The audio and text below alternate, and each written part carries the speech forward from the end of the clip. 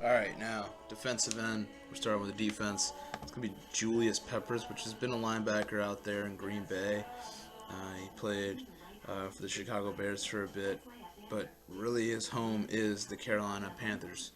It's where he started his career. It's where he just became a well-known face of the NFL. Really, becoming one of those elite guys. Nine-time Pro Bowler, three-time All-Pro, and a future Hall of Famer. A guy that has a career of 153 career sacks, over 600 tackles, has had numerous amount of fumble recoveries, numerous amount of pass deflections, numerous amount of forced fumbles, and numerous amount of interceptions. This is a all-around great defensive end. Definitely, I made a countdown of the top 10 defensive ends of all time. I put Julius Peppers there because just his entire he has dominated this sport for so long at his position, so you can't just not put Julius Peppers on there. Julius Peppers though is going to start this defensive line, and that's going to be scary. All right, now the defensive tackle, Chris Jenkins. Chris Jenkins, many people know as being a New York Jet, but before in his career he was a Carolina Panther, a guy that's played over 100 games, a guy that's had 24 sacks, around 260 tackles. He's had some pass deflections. He's had some forced fumbles. He's recovered some fumbles. But he's always been that run stuffer kind of guy. And that's exactly what they need. Because Julius Peppers, he's got the ability of getting to the QB. He's got that ability to get tackles. And Chris Jenkins, what he brings is pressure. He brings the middle pressure. He's going to get tackles from the middle. He's he's definitely going to bring some pressure for that running back at times, maybe the QB. Mostly that's Julius's job. So I think Chris Jenkins is going to be a fantastic role guy in terms of stuffing the run, making sure no one gets there. He's a four-time Pro Bowler. He's a two-time All-Pro. He's done this before. He's a pretty good football player actually. From his time as a football player, he is no longer a football player, but this is a guy that is going to put a lot of pressure, and I think it's a pretty good fit. All right, now defensive end, Mike Rucker, right on the other side. He's a one-time Pro Bowler. I would say he's a pretty big reason of mentoring Julius Peppers. It just seems like it. I mean, those two together, when they were a thing, that was phenomenal. That was scary, and he may have just accumulated 55 and a half career sacks and around 400 tackles. He was also had the ability of getting multiple pass deflections, forced fumbles, fumble recoveries, and even had one interception in his career. So this is a guy that's played in Carolina all his career. This is a guy that can have multiple double-digit sacks in a season. This is a guy that could be deadly, could be dangerous, and you got to watch out for him. So yes, I do believe this D-line is going to do pretty well. And as you can imagine, I am doing a 3-4. So I think these three as of right now looking pretty solid to me. So outside linebacker at the left side, Kevin Green, very underrated player, Hall of Famer, finally got what he deserves as a Hall of Famer, being in Canton, 5-time Pro Bowler, 2-time All-Pro. He was an animal in Pittsburgh. He was an animal in Los Angeles. He was an animal in Carolina, and that's the most important as of right now is what he did. But looking at his entire career, he's accumulated 160 career sacks. He's accumulated over 700 tackles, many fumble recoveries, many forced fumbles, and even 5 interceptions. This is a guy that's played for a long time, and everywhere he goes, he makes an incredible impact. And for this young franchise, they need the most, they need the most stars that they can get. And I gotta say, Kevin Green right there, get on the outside. Especially if he goes right next to Julius Peppers, that could be deadly. All right next to Kevin Green, can you imagine having Luke Kuechly? Captain America-esque is what they've been able to call him. From what I heard, he is like a Captain America in that locker room in Carolina. A guy that's right now he is the heart and soul of the defense. He's a guy that's definitely it's been pretty amazing to see him play throughout his entire career. In his young career, he's only 26 years old, and this guy's already won a Defensive Player of the Year, I believe, twice, um, or one time, sorry. But he's won Defensive Rookie of the Year and Defensive Player of the Year in 2 year span. You know, a guy that's a 3-time first team All Pro, a guy that's been a Pro Bowler, a guy that unfortunately had this really rough injury. I believe last year it was a concussion-esque, and you just saw him in tears. You know, he loves the game. He loves playing football, and that's something that I think is phenomenal. It's just when you see a guy that loves the game as much as he does, yeah, that's gonna be impactful to this team. In my opinion, this is the biggest strong suit is the linebacking core, but I think the Panthers' biggest strong suit is this defense. So as much as this offense will do some pretty good things, they'll get some points on the board. Their offensive line is questionable, so it's all up to this defense. That's a lot of pressure, but I mean this is a defense that's pretty solid. Luke Kuechly has been able to have. He's almost at 1,000 tackles like combined, and this guy has only played for like 6 years. This guy has multiple sacks, multiple forced fumbles, multiple fumble recoveries, multiple pass, like on and on. He's an all around linebacker. That's scary. So having him inside, that's scary. All right, now the other inside linebacker is going to be a guy that I know Carolina Panther fans know him because he was so good. And honestly, in my honest opinion, back in that, like, I believe 2007, 2008, that area span, 2009, 2010, like those areas, he was one of the best top 5 linebackers in the league. Like, he was phenomenal. I don't know if it was age. I don't know if it was injuries. I have no idea. All I know is that he used to be one of the best of the best.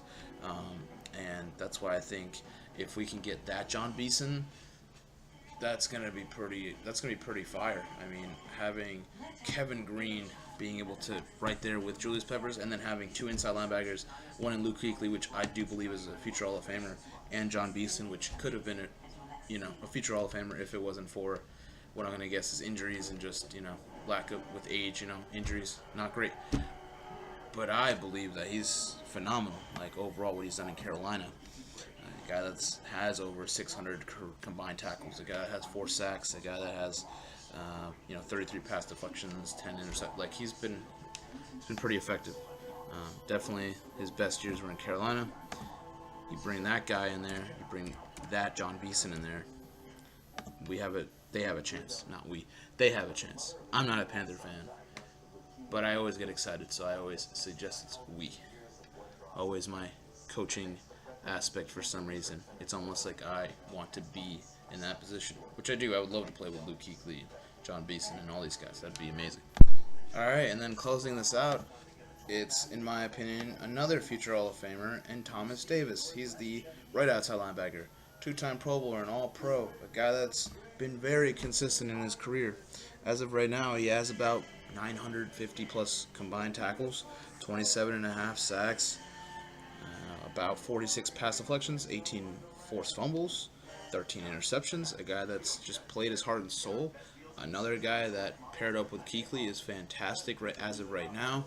I mean, they have a fantastic defense currently, so that's great to see. But yeah, Thomas Davis is going to be a big influence.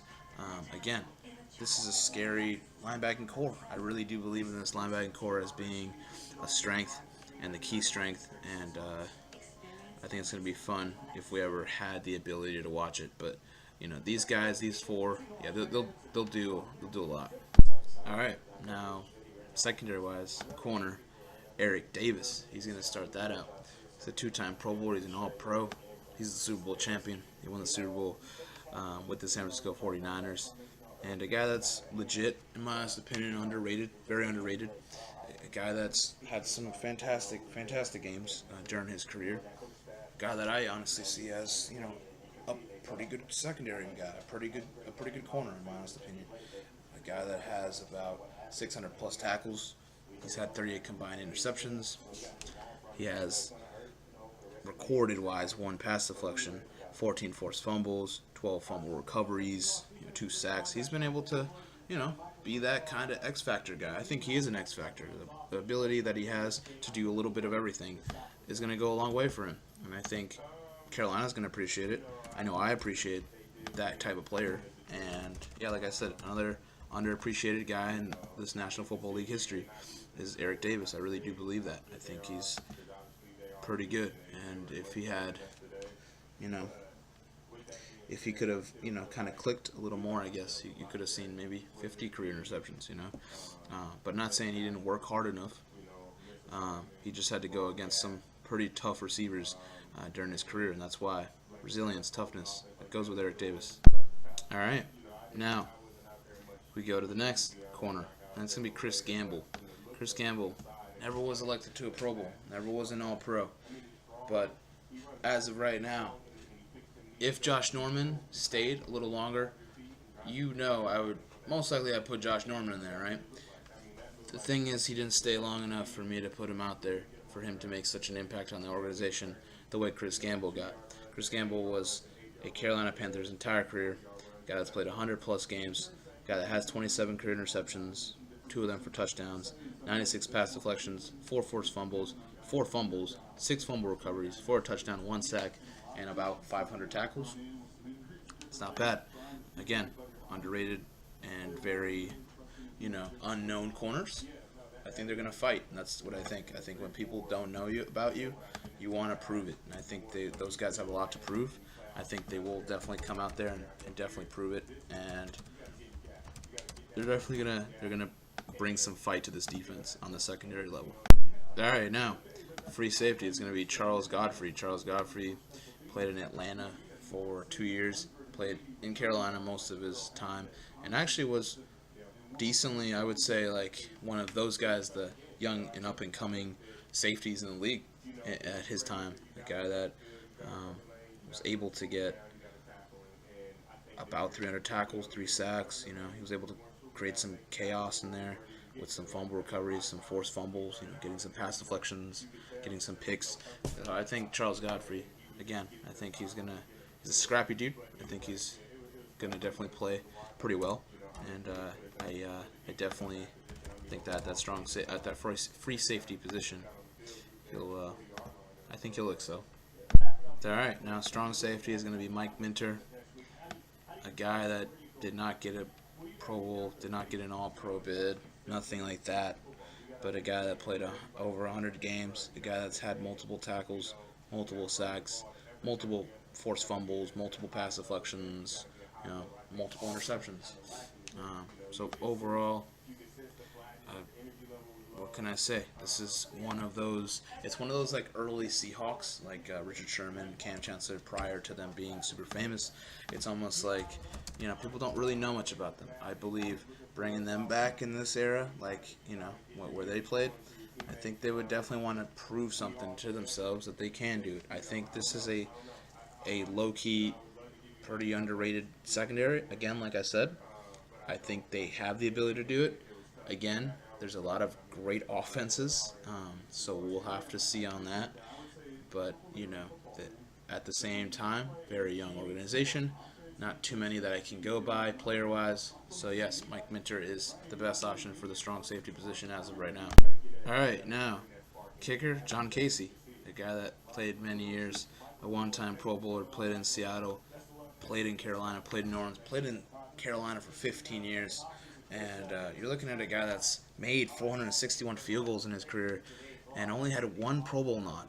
In my honest opinion, I do believe he should be Hall of Famer. The fact that he's been able to put 461 field goals, that's Hall of Fame worthy in my opinion. It's kind of a shame that he only had 1 Pro Bowl. That doesn't speak volume to how good he is. I think he's fantastic. A guy that has an 81.9 field goal percentage during his career. A guy that has a 98.2 extra point percentage in his career. A guy that honestly I think very reliable in a very desperate kind of way. If you need points, I think he's gonna give it to you. I really do. I do believe in John Casey. I know he's gonna give it to you because he's a future Hall of Famer in my opinion.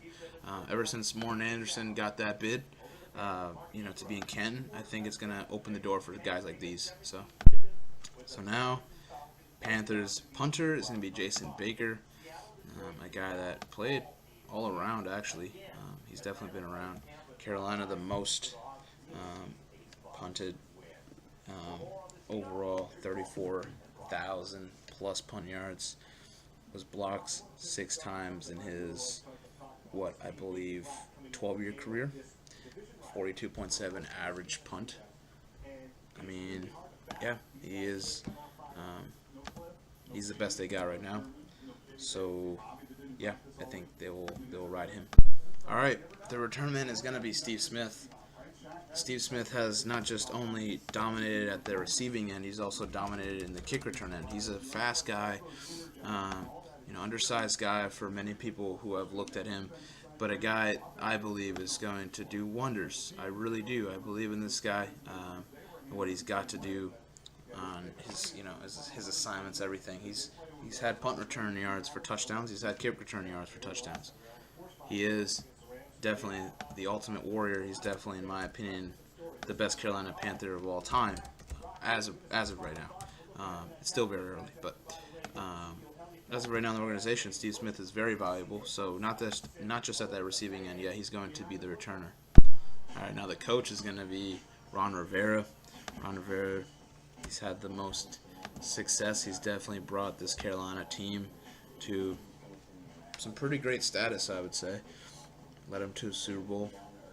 Unfortunately, yes, they did lose, but I would say he's done better than John Fox. John Fox has had many losing seasons. As of right now, Ron Rivera has had less losing seasons than him, in my opinion. Or you can just look at the statistics yourself. I do think that Ron Rivera, though, he is going to be the coach. He's done a great job. He's got him at 9-4 currently, in definitely a hunt for the NFC South division title. 15-1 record where they went to the Super Bowl. 50% winning percentage in the playoffs with that 3-3 record. He's got him to the playoffs 6 games of them, and he's had 62 wins. He's had a win percentage of 57.3 in the regular season. Just a guy that honestly I think he's gonna do some good. I think he's going to lead Carolina to a potential Super Bowl win this year, and I think there's a great chance that could happen. So you never know.